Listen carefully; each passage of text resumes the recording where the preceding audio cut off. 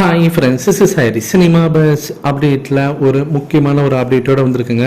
Jailer படத்தோடைய வசூல் சாதனையை முறியடிக்க போகிறோம், 1000 கோடி வசூல்லாம் ஈஸியாக அட்டிடுவோம் அப்படின்ற மாதிரிலாம் பேட்டி கொடுத்துருந்தாங்க கோட் திரைப்படத்தோடைய டீம். ஆனால் இப்போ நிலவரம் பார்த்தீங்கன்னாக்கா ரொம்ப மோசமாயின்னு இருக்குது அப்படி தான் சொல்லணும்.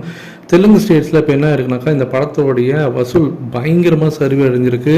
ஸோ அதன் காரணமாக அங்கே இருக்கக்கூடிய திரையரங்கு உரிமையாளர்லாம் என்ன பண்ணுறாங்கன்னா, சமீபத்தில் ரிலீஸ் ஆன நானியோடைய ஒரு படம், அந்த படத்தை மீண்டும் பார்த்தீங்கன்னாக்கா ஷோஸ் போட்டுடலாம் அப்படின்ற மாரி ரீப்ளேஸ் பண்ணிட்டாங்க. இந்த படத்தை கோட் திரைப்படம் அப்படியே அடிச்சு தொடச்சி எடுத்துட்டாங்க அப்படி தான் சொல்லணும் ஆந்திர திரையரங்கு உரிமையாளர்கள்லாம்.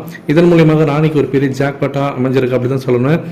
ஸோ எந்த அளவுக்கு இது பெரிய லாஸ் ஆகிருக்கு தெலுங்கு ஸ்டேட்லலாம் பார்த்தீங்கன்னா, ஏறத்தாழ ஒரு 70% லாஸ் அப்படின்ற மாதிரி சொல்லியிருக்காங்க.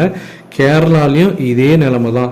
ஸோ கேரளாவில் அவங்க போட்ட காசு பார்க்கும்போது 25% தான் ரெக்கவரி ஆகிருக்கு. மீதி ஒரு 75% அங்கே இன்னும் வர வேண்டியது இருக்குது. அது வருமானு தெரியல. ஃபஸ்ட்டு வீக்கெண்டு முடிஞ்சிருச்சு. படம் ஒரு பெரிய டிசாஸ்டர் நோக்கி போயின்னு இருக்கு கேரளாவில். கேரளா வந்து தளபதியோட கோட்டை, விஜய் சார் ஃபேன்ஸ்லாம் அங்கே நிறைய பேர் இருப்பாங்க அப்படின்லாம் சொல்லியிருக்காங்க. ஆனால் இப்போ நிலவரம் என்ன அப்படின்னு பார்க்கும்போது, நம்ம தமிழ் சினிமாவோடைய ஒரு பிக்கஸ்ட் லாஸாக இது இருக்க போகுது கேரளாவில் அப்படின்ற மாதிரி சொல்லியிருக்காங்க. இன்னும் சொல்ல போனால் கேரளா இண்டஸ்ட்ரியிலே வெளி மாநிலத்தோடைய ஒரு படம் இந்த அளவுக்கு லாஸ் ஆனதே கிடையாது அப்படின்ற அளவுக்கு ஒரு பெரிய ஒரு டிசாஸ்டர் நோக்கி ஒரு போயிருக்கு, ஒரு கிராஷை நோக்கி போயிருக்கு அப்படின்னு தான் சொல்லணும். ஆனால் இதெல்லாம் ஒரு பக்கம் இருக்கும்போது அந்த படத்தோடைய ப்ரொடியூசர் என்ன சொல்கிறாங்கன்னா, நேற்று 200+ க்ரோஸ் வந்து நாங்கள் வந்து கலெக்ட் பண்ணிட்டோம் 4 நாள் அப்படின்ற மாதிரி சொல்லியிருக்காங்க.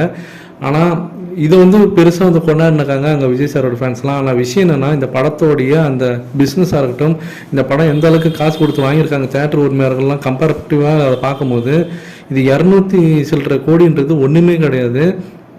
இந்த படம் 500 கோடியே வசூல் ஆகாதுன்றது அந்த நம்பர்ஸை பார்த்தாலே தெரியும். நீங்கள் வந்து ப்ரொடியூசர் சொன்ன ஃபேக்டை வச்சு நீங்கள் பார்த்தீங்கன்னாக்கா 200 சில்லற கோடி தான் நேற்று சொல்லியிருக்காங்க.